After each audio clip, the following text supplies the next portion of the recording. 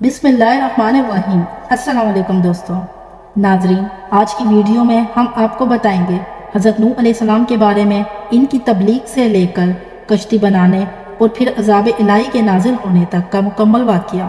नाजरीन, कुरान मजीद बहुत सी आयत में हज़रत नूह अलैहिस्सलाम के बारे में गुफ्तगू करता है और ममनूई तौर पर कुरान की 29 सूरतों में इस अजीम पैगम्बर के बारे में गुफ्तगू हुई है।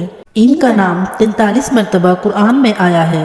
मौरखीनों व मुस्फरीन ने लिखा है कि नूह अलैहिस्सलाम का नाम अब्दुल गफ्फार या अब्दुल मलिक या अब्दुल ताला था और नूह का लक़ब इन्हें इसलिए दिया गया है क्योंकि वो साल साल अपने ऊपर या अपनी कौम पर नुहावे गिराया करते थे। आपके वालिद का नाम लमक या लामक था, दादा का नाम मुतशारिक और परदादा का नाम हज़रत इदरीस अलैहिस्सलाम था। अली बिन इब्राहिम ने बसंत हसन हज़रत इमाम जाफ़र सादिक अलैहिस्सलाम से रवायत की है कि हज़रत नूह अलैहिस्सलाम 300 बरस तक अपनी कौम को खुदा की तरफ दावत देते रहे, लेकिन कौम ने इनकी दावत कबूल ना की तो चाहा कि इन पर नाफरीन करें। इस वक्त इन पर तलवे आफ्ताब के करीब आसमान अव्वल के फरिश्तों में से 2000 गिरवा नाजिल हुए। वो उज़्मा मलाका में से थे। नूह अलैहिस्सलाम ने इनसे पूछा कि तुम कौन हो? कहा, हम सब आसमान अव्वल के फरिश्ते हैं और आपसे सिफारिश करते हैं कि आप अपनी कौम पर नाफरीन ना कीजिए। हज़रत नूह अलैहिस्सलाम ने कहा, अच्छा, मैंने इनको 300 साल की मोहलत दी।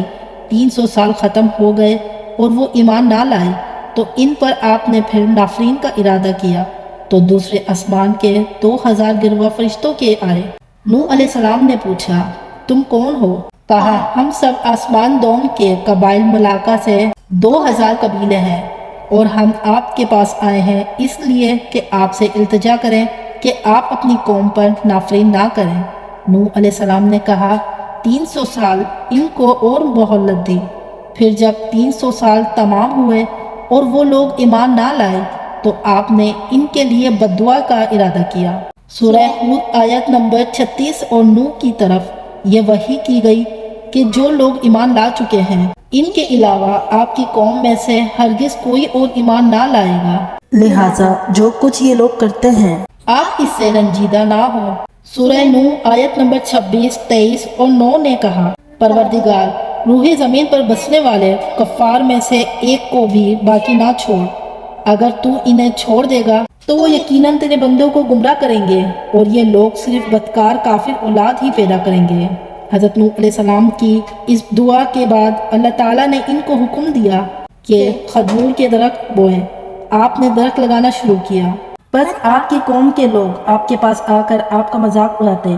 ऐसा बड़ा शख्स जिसकी उम्र के 900 साल गुजर चुके हैं और वो खजूर के दरख्त लगा रहा है, फिर आपको पत्थर मारते थे। इसी तरह 50 बरस गुजरे और खजूर के तमाम दरख्त बड़े और मजबूत हो गए तो अल्लाह ताला का हुक्म आया कि इन दरख्तों को काटें। ये देखकर आपकी कौम फिर मजाक करने लगी कि अब जबकि खजूर के दरख्त बड़े हो गए हैं तो इस बड़े मर्द ने काट डाले। इसकी अकल ज़ाइल हो गई है और पैरी इस पर गालिब आ गई है। सूरह हूद आयत नंबर 38 और 39। वो यानी हज़रत नूह अलैहिस्सलाम कश्ती बनाने लगे और इनके कौम के सरदारों में से जो वहाँ से गुजरता वो इनका मजाक उड़ाता था। नूह अलैहिस्सलाम ने कहा, अगर आज तुम हमारा मजाक उड़ाते हो तो कल हम तुम्हारा इसी तरह मजाक उड़ाएंगे जैसे तुम मजाक उड़ाते हो।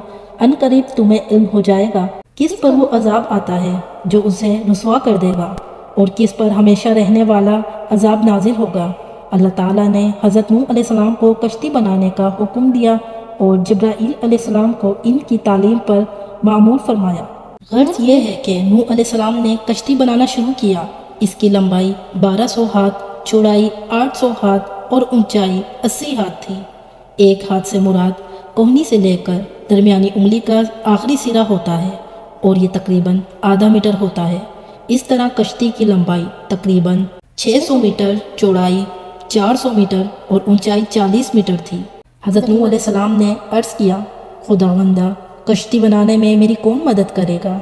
खुदा ने वही फरमाया कि अपने कौम के दरमियान ऐलान करो कि जो शख्स कश्ती बनाने में मेरी मदद करेगा और इसकी कोई चीज़ तराशेगा तो जो कुछ तराशेगा वो चांदी सोना बन जाएगा حضرت نوح علیہ السلام نے یہ اعلان کیا تو لوگ کشتی بنانے میں آپ کے ساتھ شامل ہو گئے اور مذاق بھی کرتے جاتے تھے کہ جنگل میں کشتی بنا رہے ہیں۔ جب خدا نے قوم نوح علیہ السلام کو ہلاک کرنے کا ارادہ کیا تو 40 سال پہلے سے ان کی عورتوں کو بانجھ کر دیا، پھر ان میں کوئی اولاد نہیں ہوئی۔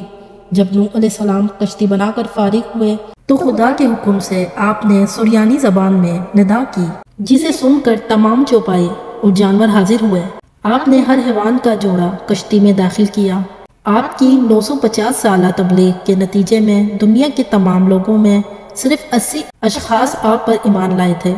سورہ ہود آیت نمبر 40۔ یہاں تک کہ جب ہمارا حکم آ گیا اور تندور سے پانی ابلنے لگا تو ہم نے کہا، اے نوح، ہر جوڑے میں سے 2 کشتی پر سوار کرو اور اپنے گھر والوں کو بھی، سوائے ان کے جن کی بات پہلے ہو چکی ہے، اور ان کو بھی سوار کرو جو ایمان لائے چکے ہیں، اگرچہ ان کے ساتھ ایمان لانے والے بہت کم تھے۔ کشتی مسجد کوفہ میں تیار کی گئی جب وہ دن آیا جس روز خدا ان کو ہلاک کرنا چاہتا تھا۔ نوح علیہ السلام کی زوجہ، جو مسجد کوفہ میں مشہور ہے، تندور میں روٹی پکا رہی تھی اور نوح علیہ السلام کشتی میں اس جگہ جو جانوروں کے لیے مقرر تھی ان کی چیزیں جمع کر رہے تھے۔ اسی دوران زوجہ نوح علیہ السلام نے آواز دی کہ تندور سے پانی ابل رہا ہے۔ نوح علیہ السلام نے آ کر تندور پر مٹی ڈال دی اور اس پر مہر لگائی کہ پانی باہر نہ آئے، اور جا کر تمام جانوروں کو کشتی میں داخل کیا۔ پھر تندور کے پاس آئے اور مہر توڑی اور مٹی ہٹا دی۔ آفتاب چھپ گیا اور بجائے اس کے کہ قطرہ قطرہ پانی برسے، ایک دم پانی آیا اور تمام چشمے ابل پڑے، جیسا کہ حقیقت تعالیٰ فرماتا ہے سورہ قمر آیت نمبر 13 اور 11۔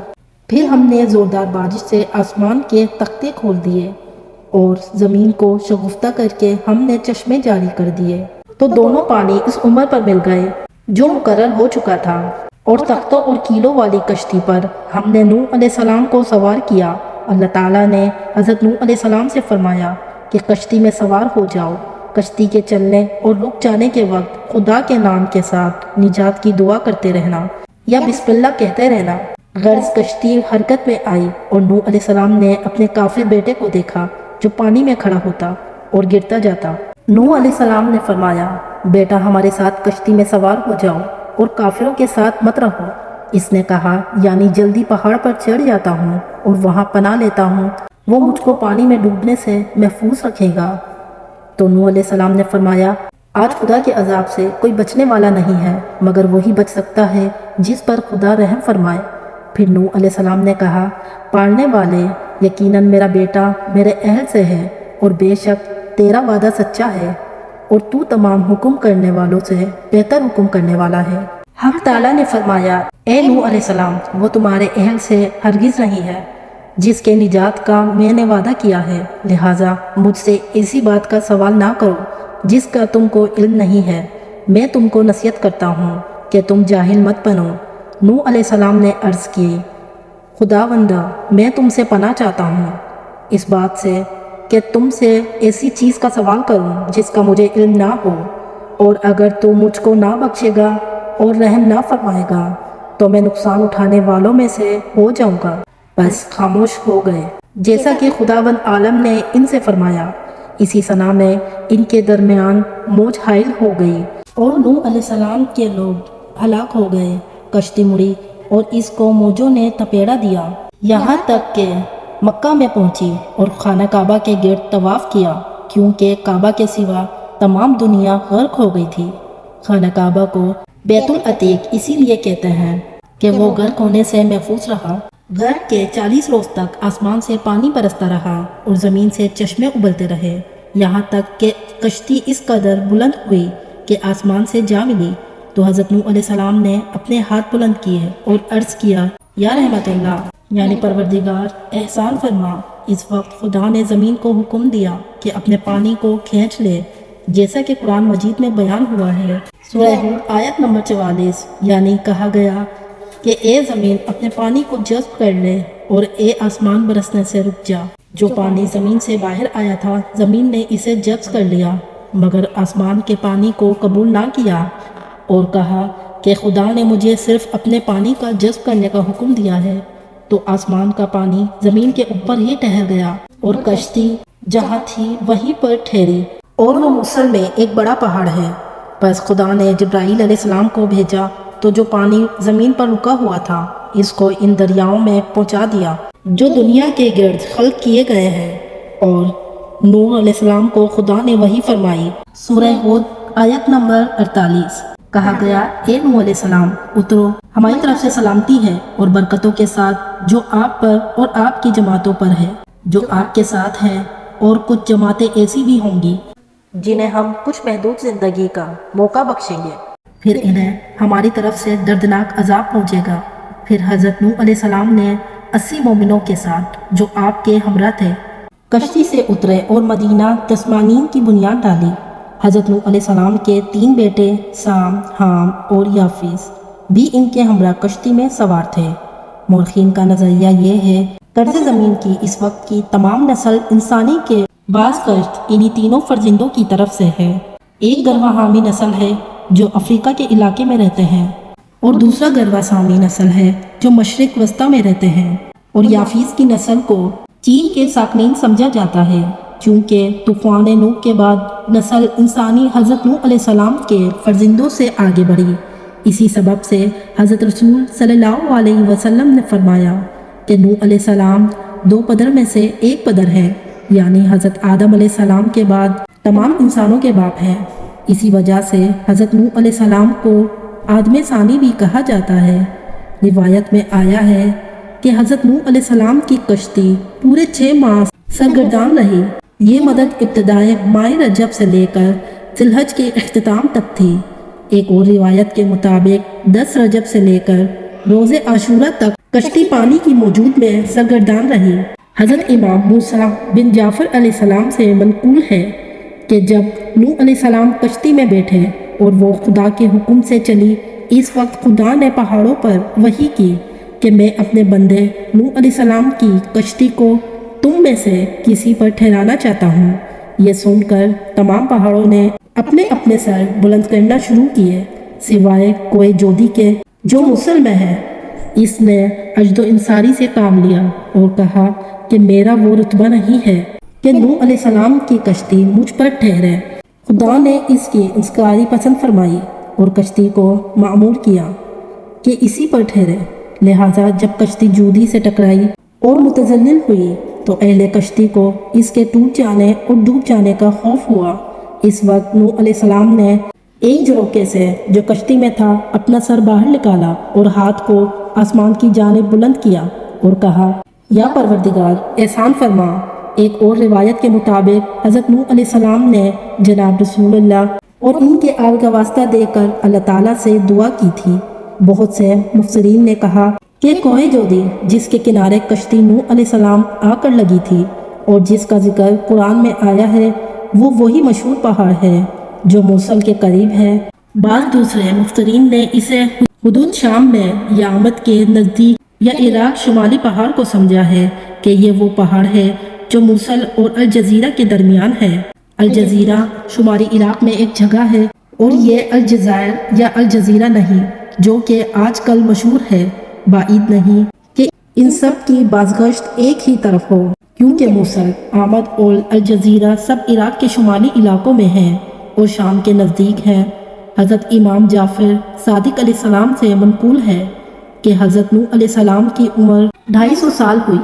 850 سال مبعوث ہونے سے قبل، 950 سال قوم کی ہدایت کا زمانہ، 200 سال کشتی کی تیاری میں گزرے اور 500 سال طوفان کے بعد زندہ رہے۔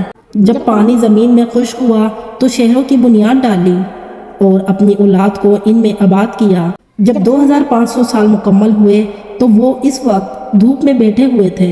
کہا، السلام علیکہ یا نبی اللہ۔ حضرت نوح علیہ السلام نے جواب سلام دیا اور پوچھا، اے ملکہ موت کس لیے آئے ہو؟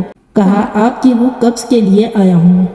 کہا، کیا اتنی مہلت دو گے کہ دھوپ سے سائے میں چلا جاؤں؟ کہا، ہاں۔ بس نوح علیہ السلام نے سائے میں گئے اور فرمایا، اے ملکہ موت، دنیا میں میری زندگی کی مدت دھوپ سے سائے میں آنے کے مانند تھی، اب جو کچھ تم کو حکم دیا گیا ہے بجا لاؤ۔ ملکہ موت نے حضرت نوح علیہ السلام کی روح مقدس قبض کر لی۔ امید کرتی ہوں کہ آپ کو آج والی ویڈیو بہت پسند آئی ہوگی۔ اگر آپ کو ہماری ویڈیو پسند آئی تو ویڈیو کو لائک کرنا نہیں بھولیے گا، اور اسی طرح کی ویڈیوز دیکھنے کے لیے ہمارا چینل ہسٹری آف اسلام ضرور سبسکرائب کیجیے گا۔ ملتے ہیں اگلی ایک نیو ویڈیو میں، جب تک کے لیے اللہ حافظ۔